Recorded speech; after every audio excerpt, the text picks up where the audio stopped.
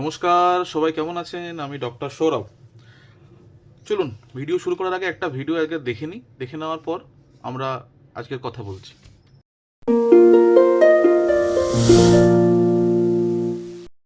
তুই কি হতে চাস? আমি বড় হয়ে ডাক্তার হতে চাই আপনার মতো। কেন ডাক্তার হতে চাস কেন?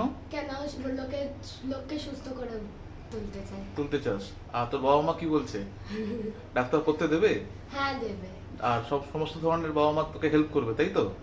নিজের নিজের পায়ে দাঁড়াবি, ইন্ডিপেন্ডেন্ট হবি, তাই তো? হুম। ঠিক আছে। আজ থেকে প্রায় 2000 মানে 6-7 বছর আগে আমি যখন মেডিকেল কলেজে এমডি মেডিসিন করছি, প্রচণ্ড হেক্টিক যাচ্ছে। নাইট করেছি, ডে করেছি, তারপর নাইট করেছি, তারপর পরদিন হচ্ছে ওপিডি। সেই সময় একজন মাঝবয়সী মহিলা মানে হন্তদন্ত হয়ে আমাদের কাছে আসেন। বলে, ডাক্তারবাবু যে করে হোক আমার হাজব্যান্ডকে বাঁচিয়ে দিন। সে হাজব্যান্ডের অবস্থা খুবই খারাপ, বিভিন্ন জায়গায় ঘুরেছেন। তো সমস্ত কিছু করে আমরা পুরো টিম এফোর্টে অনেক দিন পরে ওনাকে সুস্থ করলাম, সুস্থ করে বাড়ি পাঠিয়ে দিয়েছিলাম। তো এরপর থেকে গোটা পরিবার আমার কাছে দেখান, এবং না করতে পারি না, এবং বিশ্বাস করবেন কি করবেন না জানি না, আমাকে সব কিছু দেখতে হয় ওনাদের পরিবারের সমস্ত কিছু, মানে যেটা আমার সাবজেক্ট নয় সেগুলোকেও দেখতে হয়। বলে যে স্যার আপনি আগে বলুন, তারপর বাকি অন্য জায়গায় অন্য ডাক্তারবাবুর কাছে যাবো, নাহলে যাবো না। তো যে যে ভিডিওটি দেখলাম সেটা হচ্ছে ওনার মেয়ে। তো আমার আমি এখন ডিএম কমপ্লিট করে ফেলেছি, যেটা ডাক্তারি ভাষায় সর্বোচ্চ ডিগ্রি।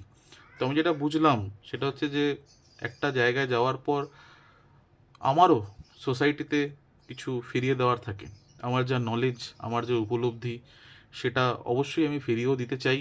যারা ডাক্তার হতে চাও, যারা ডাক্তারিতে আছো, যারা যারা তোরা আমার জুনিয়র ভাই বোনরা ইন্টার্নশিপ করছিস, হাউসশিপ করছিস, বা ফার্স্ট ইয়ারশিপ করছিস, বা যারা যারা কেউ নও, মানে ডাক্তারি ফিল্ডেরও নও, কিন্তু কিছু বড় কিছু করতে চাও, আমি পজিটিভ কথাই বলবো। আমি নেগেটিভ কথা শুনিও না, নেগেটিভ লোকদেরকে এন্টারটেন করি না।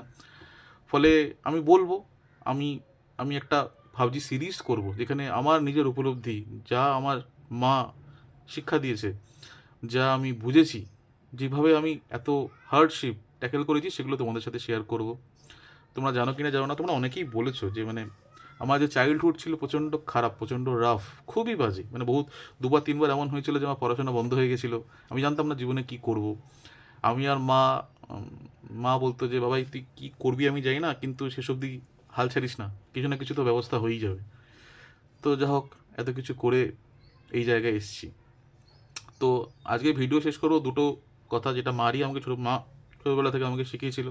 দুটো কথা আমার খুব প্রাইমারি বেস লেগেছিল বড় হওয়ার জন্য। একটা মা বলেছিল যে বাবাই কাউকে হিংসে করিস না, যে ভালো হবে তার থেকে শেখার চেষ্টা কর, এবং তুইও চেষ্টা কর যাতে ওর মতো ভালো হতে পারিস। এই কথাটা ছোট্ট কথা, কিন্তু জীবনে এত শান্তি দিয়েছে কথাটা, এত শান্তি দিয়েছে। আমি চারিদিকে দেখি মানুষজন এত ফার্স্ট্রেটেড, কেউ কিছু ভালো করলে এত ফার্স্ট্রেটেড হয়ে যায়, তাকে ক্ষতি করার জন্য চেষ্টা করে ওঠে, তাকে নামানোর জন্য চেষ্টা করে ওঠে, তারা বিটারলি জীবনে একদম পুরো ফার্স্ট্রেটেড হয়ে থাকে, কিছুতেই সুখ নেই জীবনে তাদের।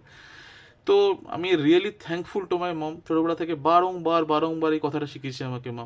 আমিও মানুষ ছিলাম, কেউ একজন খুব ভালো করলে পরীক্ষার সময় বা অন্য কিছু ভালো জামা পরলে আমার মনে হতো মা আমার তো কিছু নেই, কি হবে। মা বলতো যে চেষ্টা কর একদিন, হিংসে করিস না, অবশ্যই হবে। তো যা হোক, that that advice change my life. এটা হচ্ছে ফার্স্ট। আর সেকেন্ড অদ্ভুত কথা বলতো মা যে বাবাই করলে শরবত, না করলে পর্বত। মানে স্বপ্ন বড় হবে, এবং বড় স্বপ্নের জন্য জাস্ট স্টেপ নে, ফার্স্ট স্টেপ নে। সমস্ত কিছু তোকে জেনে বুঝে, সমস্ত কিছুতে একদম পারদর্শী হয়ে তোকে এগোতে হবে না, ফার্স্ট স্টেপ নে। দেখবি একটা না একটা স্টেপ জুড়তে থাকবে, করতে থাক, দেখবি যে পর্বতটা একটা সময় শরবত হয়ে গেছে। তো দুটো অ্যাডভাইস আমার জীবনের আমি শেয়ার করলাম তোমাদের সাথে। তোমরা যদি চাও, আমার যারা জুনিয়র্স, শেয়ার করি, কারণ এগুলো তো লাইফ লেসন। এইগুলো আমার মনে হয় এতদিন এত সংঘর্ষ, এত ঝামেলা, এত করার পরে যা যা আমি শিখেছি, সেগুলো আমার স্যাররা আমাকে যা শিখিয়েছে, আমার ওয়াইফ, আমার মা আমাকে যা শিখিয়েছে, সেগুলো শেয়ার করা উচিত। শেয়ার করলাম, ভালো লাগলে শেয়ার করবে, না ভালো লাগলে স্কিপ করবে। Thank you.